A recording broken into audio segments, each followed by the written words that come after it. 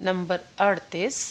फिर कृपा उनकी उस पर ही होती है जिसे वे देखते हैं कि वह शक्ति भर कर रहा है, अपने को बिल्कुल भी बचाकर नहीं चलता, भयानक तरंगों में पड़ जाने पर भी पतवार नहीं डाल देता, जो खूब ही जूझने के बाद समझ पाया है कि उनकी कृपा के सिवा स्वप्रयत्न से उन्हें प्राप्त कर सकना असंभव है। जब उसे चारों ओर घोर अंधकार दिखता है, कोई कूल किनारा नहीं, अत्यंत थक जाने से और अधिक तैरने में असमर्थ होकर बार बार डुबकी खाते खाते अंत में पूर्णतः डूब जाने लायक हो जाता है, उसी समय वे उसे अपने कर कमलों से उठा लेते हैं, उसे जन्म मृत्यु के उस पार ले जाते हैं, जहाँ अनंत आनंद अनंत शांति विराज रही है, जिस आनंद का लेश मात्र पाकर जीव अपने को परम सुखी पाता है। नंबर 39। संसार से इतना डरने पर कैसे चलेगा? वीर होने की जरूरत है, संसार को तुच्छ समझना चाहिए। मैं अत्यंत दुर्बल, हीन और नाचीज हूँ, मुझसे कुछ नहीं बनेगा, मैं कुछ नहीं कर सकूंगा। ऐसे भावों को पूर्णतः न हटा सको तो कभी भी कुछ ही नहीं प्राप्त कर सकोगे। इन सब भावों को मन से झाड़कर फेंक दो और वीर के समान कहो, मेरे लिए असाध्य ही क्या है, मैं अमृत पुत्र हूँ, अमरत्व मेरा जन्म सिद्ध हक है, संसार की कोई भी शक्ति मुझे उससे वंचित नहीं कर सकती। नंबर 40। जब कभी भी मन में दुर्बलता या अवसाद भाव का उदय हो, इस श्लोक को बार बार पढ़ने लगो। अहम देवो न चान्योऽस्मि ब्रह्मेवाहम न शोकभाक् सच्चिदानंद रूपो अहम नित्य मुक्त स्वभाववान।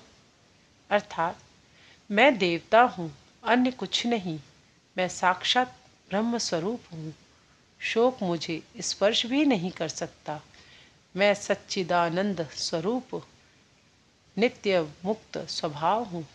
ओम तत्सत। ओम 41। जितना हो सके उनका स्मरण मनन करो। एक, उन्हें ही अपना आदमी समझो, उन्हें आत्मीयतम समझो, जो तुम्हारे इह काल और परकाल के एकमात्र आश्रय और संबल है, उन्हें ही सर्वांतःकरण पूर्वक प्रेम करो।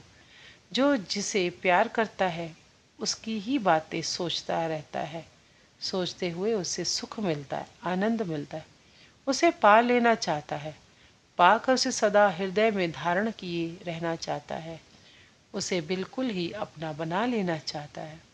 दूसरी बात, या काम फिर उसे अच्छे नहीं लगते और किसी की उसे इच्छा ही नहीं रहती, सबका विच्छेद है, अंत है, पर भगवत प्रेम का अंत नहीं, वह तो अक्षय भंडार है, जितना पान करोगे उतनी प्यास बढ़ेगी, अंत में आनंद में विभोर होकर आत्मविस्मृत होकर तन्मय हो जाओगे, तभी जीवत्व मिटकर दैवत्व मिलेगा, शवत्व हटकर शिवत्व पाओगे, मृत्यु के स्थान पर अमृतत्व प्राप्त करोगे।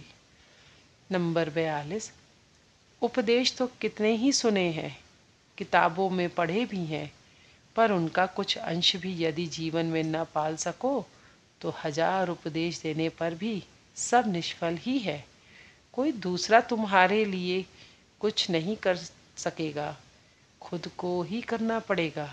जो अपने जीवन मरण की कीमत चुकाने को भी कटिबद्ध होकर लग जाता है, भगवान उसी की ही सहायता करते हैं, उसी पर कृपा करते हैं, और तो और वे उसका समस्त भार भी अपने कंधों पर लेकर उसे मार्ग में दूर तक पहुंचा आते हैं।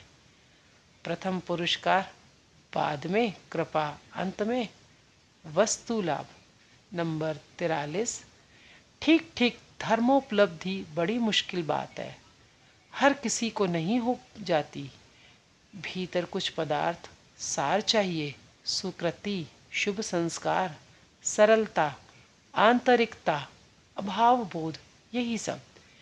भीगे असार काठ देखकर इतने दयालु भगवान श्री रामकृष्ण भी उनकी ओर निगाह उठाकर नहीं देखते थे। कहते थे, इनका इस जन्म में नहीं होगा। भीगे काठ यानी घोर संसारी बद्ध जीव।